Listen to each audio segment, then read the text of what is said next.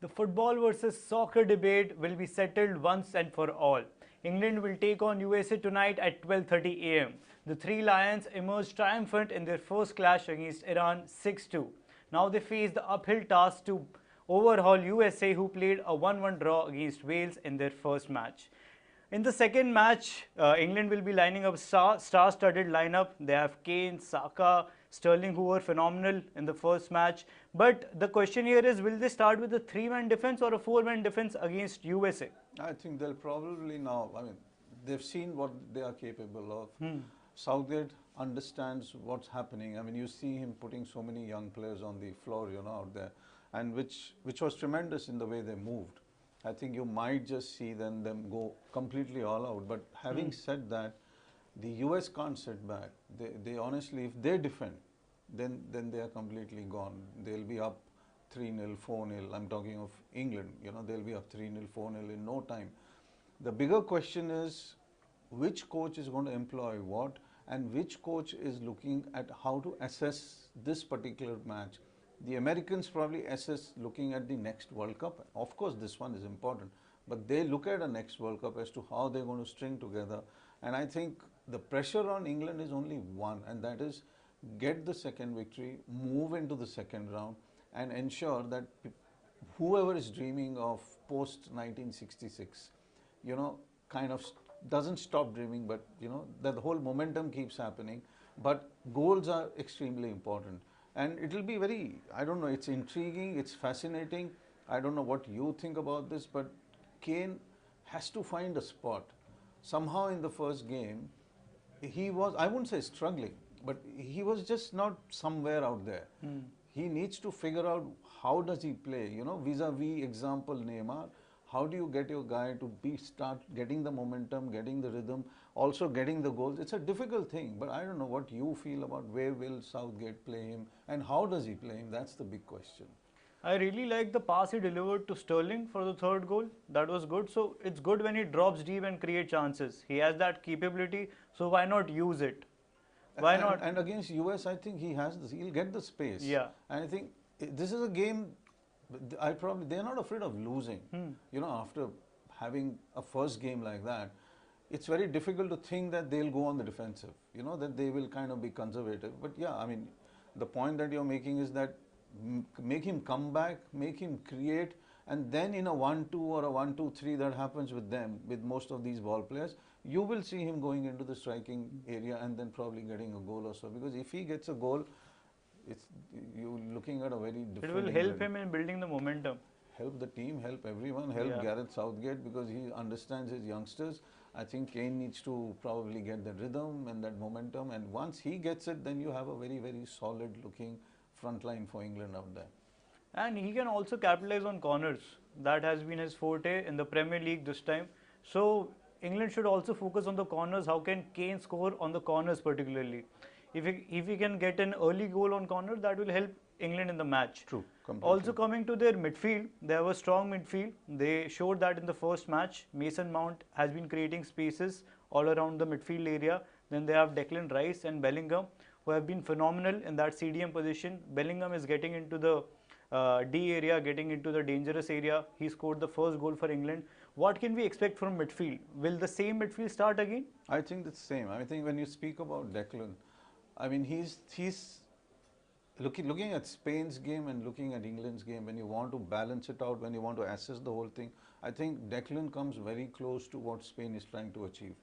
And I do believe looking at the last 2-3 World Cups, this particular World Cup is not going to be decided by the strikers. This particular World Cup is going to be decided by how much output your midfield is going to give, how much of strength that they can bring, that your forward line is getting those accurate passes. And I think at this moment of time, Spain is not only ahead, they are much ahead in those terms. England can easily reach there because with these three guys you just said and Declan in the mix, it's probably a space that England can easily dominate, and the more they dominate the midfield now, because they have a strike force which is fantastic, like Brazil itself. I think then how do you stop England? And then you just visualize a Brazil-England final. I know I'm early, but Yeah, the that best. would be interesting. Yeah. Also at the back, should we expect Maguire to start? He had a mixed game. The first game, he took a header which hit the post in the first game, but he also conceded a goal, which was his mistake. So will Gareth Southgate again rely on Maguire? He can't live without him. It's a simple fact. Every report that you go through now is probably asking not a similar question, but something around that. But without him, I don't think Southgate, it's like Neymar, okay, that's a different spot. Pedri, that's a different spot. But for some reason, Maguire is central to Southgate's plans. He always will have him there. Now that could be your first 35, 40 minutes in which he assesses and then probably has a substitution going in the second half. But at this moment of time, you ask him club versus country, you ask me where do you want to play him, I would rather play him in the country. Because that's where somehow he's raising his levels. He makes errors, but he's not making those kind of errors that he normally see him making in the club. And I think he is part of that massive plan for Southgate in the advancement of them into the knockouts or the second round or the quarterfinals, wherever they are probably achieving it. I think he will be in the mix. There's no doubt about it. So who will win between football and soccer, Sundeep? Well, I think at the end of the day, it's football that needs to win. So let's keep it with that. So we are going with football. Moving forward to the next game, which is between the host Qatar and Senegal. The next game is between Qatar at 6:30 p.m. today. So Senegal took 15 shots in the first match, but they were unlucky as they couldn't score against Netherlands. But they had the structure, but just the final finishing was missing. On the other hand, Qatar couldn't even take a single shot. So what can we expect from this match? Qatar, not too much, honestly. But when you speak about Senegal, I think there's a string. I think we've often discussed this. How do teams have a structure? How do they make it play for themselves and yet are unable to find that striker? I think Africa, for some reason or the other, is not able to string it together in that box or even before.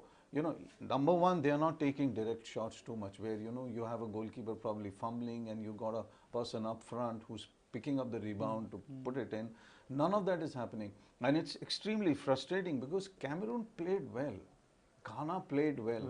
Senegal played well. They are frustrating not only their own management, but they're frustrating fans like me, who believe that football is played in a structure. Of course, when two teams are out there, 1-1 World Cup final, you let loose everything and you want to find a match winner. But here, I don't know. I mean, I don't know how you feel about this, but the structure is working. But the final thrust is just not there. I mean, you've been watching more football.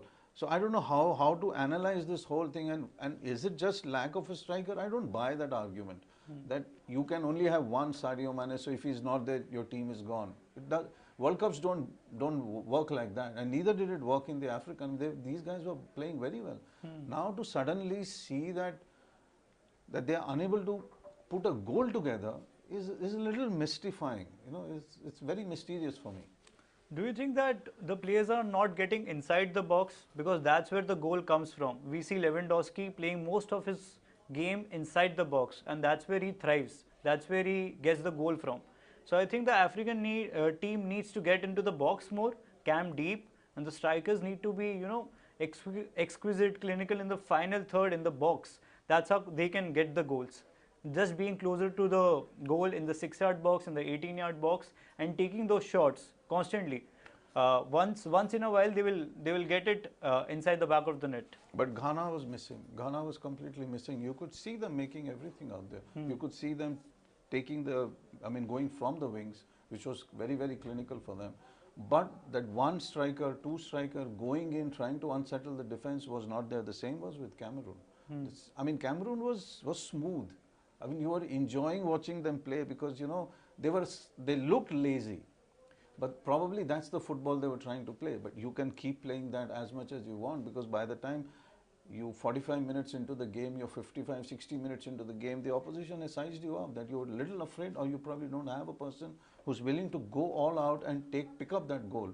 I think that's one big reason you just feel that Africa might suffer from that particular angle in this particular World Cup. Qatar would be taking inspiration from Saudi Arabia, and Senegal would be trying to, deliver their best performance against Qatar. But who do you see coming out winners in this one? Qatar, for sure, I don't think so.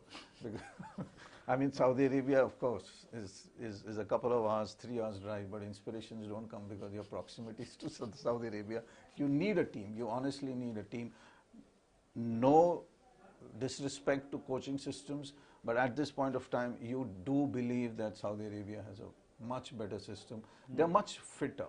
I think that's probably the word. Yeah. They're much fitter than this Qatar team right now. And 90 minutes, defensive teams coming on to you is a massive, massive thing for any defense to go through. I think Saudi Arabia, both sides, offense as well as defense, is much better analyzed, is much better structured than Qatar right now. So we are going for a Senegal win. Aliou Cisse could get all 3 points here.